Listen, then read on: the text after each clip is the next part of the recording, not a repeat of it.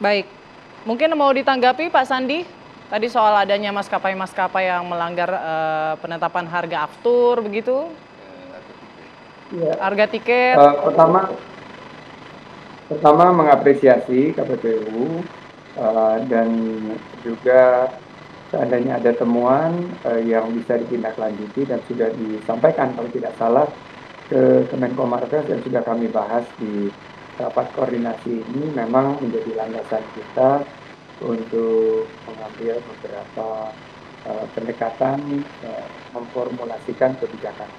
Jadi kami berterima kasih dengan teman-teman KPPU. Kita harapkan juga masukan tersebut bisa mendorong level playing field, lebih mendorong juga pendekatan yang adil kepada seluruh provider dan juga para maskapai ini bisa bersaing dengan sehat, sehingga yang saya khawatirkan ini kan neraca perjalanan ya, travel balance, Mbak Putri.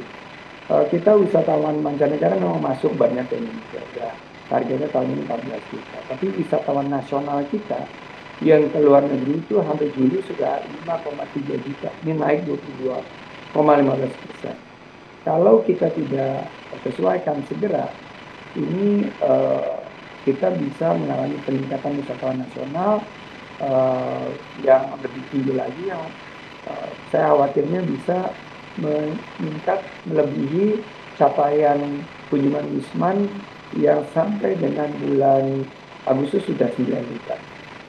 Jadi kita terus harus perhatikan dengan promo destinasi Indonesia, dengan ada beberapa tagline bangga berwisata di Indonesia.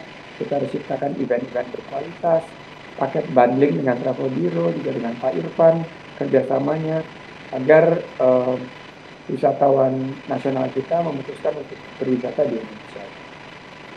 Artinya tidak terlalu berdampak begitu ya Pak Sandi ya, dengan tingginya harga tiket pesawat itu seperti apa sih kondisi pariwisata saat ini?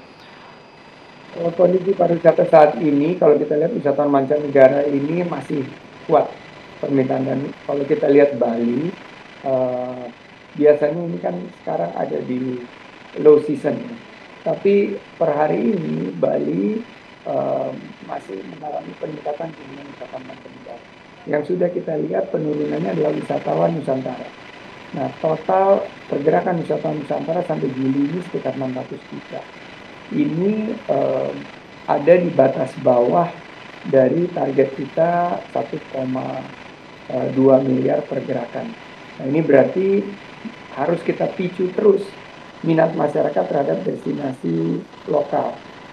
Dan kita juga selain daripada transportasi tiket pesawat yang harus kita buat lebih terjangkau, juga harus menyediakan infrastruktur agar destinasi-destinasi wisata kita juga lebih mudah terjangkau. Pak Sandi, harapannya dengan turunnya harga tiket pesawat nanti juga kunjungan wisatawan baik dari luar maupun juga dalam negeri ini juga terus meningkat ya Pak Sandi. Nanti kita akan kembali lagi membahas soal ini usai jeda berikut. Indonesia Business Forum akan kembali untuk Anda.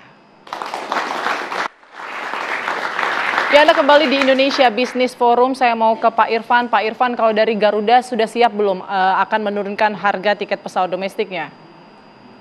Jadi gini, mari jangan benturkan kepentingan bisnis dengan penumpang gitu ya. Jadi poin saya pada waktu diskusi dengan Satgas itu sangat sederhana. Penurunan harga, mari kita turunkan bersama.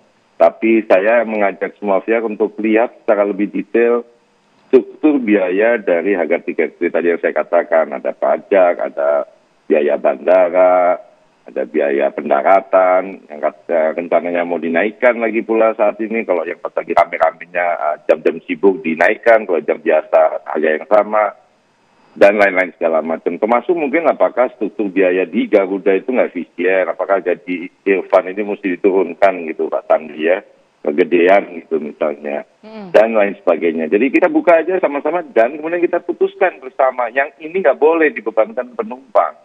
Kan poinnya kan ini nggak boleh dibebankan penumpang. Yang kedua, kita kan juga ingin memastikan bahwa isu mengenai harga ini ditanggapi dengan sangat baik oleh kami juga di Garuda. Oleh sebab itu sebelum kita sudah putus turun 10%, saya sudah sampaikan Pak Mas Menteri, kita Garuda ini udah turun loh ke Bali 30% tiketnya. Tapi berangkatnya hari Minggu, pulangnya hari Kamis. Ya jangan pas lagi rame-rame Jumat pada mau ke Bali, semuanya mau ke Bali, mau pengharga 30%. Dalam dunia bisnis kan ini kesempatan baik, seperti nanti juga Ayrton, Mas Gary ya. Jadi kalau mau ke Bali murah, berangkatlah hari Minggu dari Jakarta.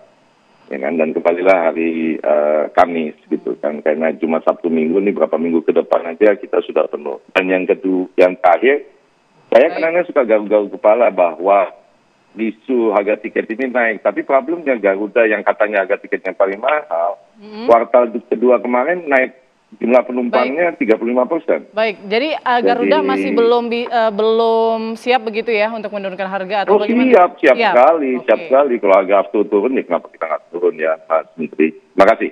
Oke, baik. Mungkin ke Pak Sandi mungkin boleh dijelaskan lagi komponen ini kan tadi yang dikhawatirkan oleh Pak Irfan kan nggak mungkin lah menurunkan harga karyawan begitu ya. Mungkin apa saja Pak komponen-komponennya tadi?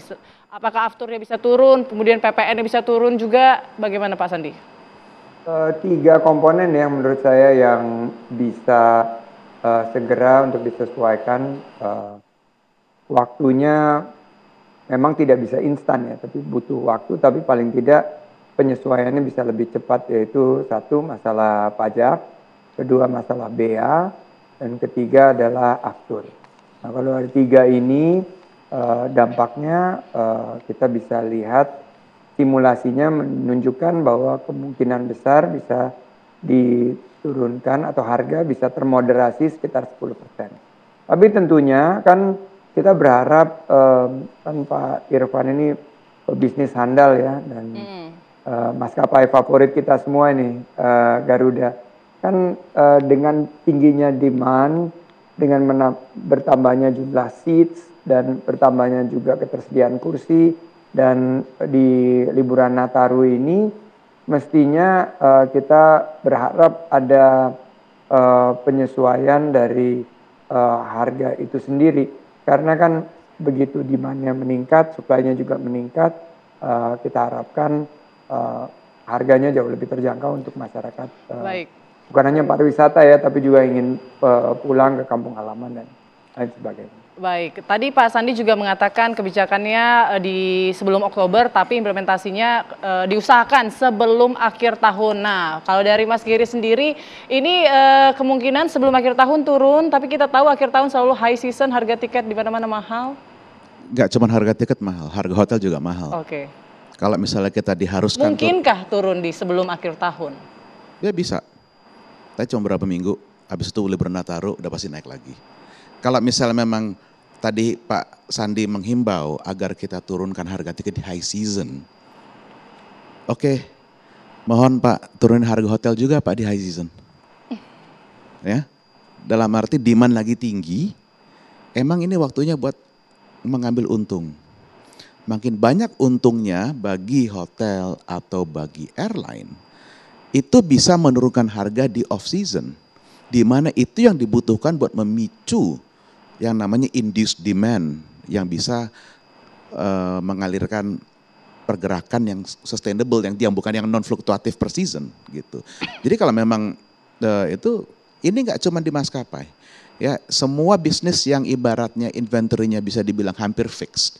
Begitu demand naik pasti harganya naik. Begitu turun dia akan turun. Tapi kembali lagi kalau biaya tinggi dia juga punya batasan untuk turun. Situlah. Ini bukan berarti saya tidak menghargai upaya untuk menurunkan biaya. Itu kita butuhkan, benar-benar butuhkan. Agar pada saat off season harga bisa lebih murah. Untung yang diambil dari harga TBA di peak season bisa mensubsidi lebih lanjut harga tiket di off season. Oke, artinya ya kalau bisa ini harganya fix lah ya, turunnya fix, jadi nggak cuma seminggu 2 minggu ya Mas Giri ya? Agak susah dari karakter Masih bisnis. nggak yakin ya, kayaknya Mas Giri nggak yakin ya? Dari karakter bisnisnya emang nggak mungkin, karena ini kita ibarat kayak toko roti. Oke. Kita nggak mungkin mengharapkan harga setengah jam terakhir toko roti buka dari pagi hari, kan nggak mungkin. Kita tanyakan Bang Sandi, Pak Sandi gimana ini kalau misalnya kemudian tidak hanya harga tiket pesawat, harga hotel juga bisakah diturunkan, dan tadi dugaannya ini mungkin hanya seminggu 2 minggu kemudian naik lagi harga tiket pesawat. Ya kalau kita lihat harga keseluruhan untuk berwisata itu kan 70%, 60-70%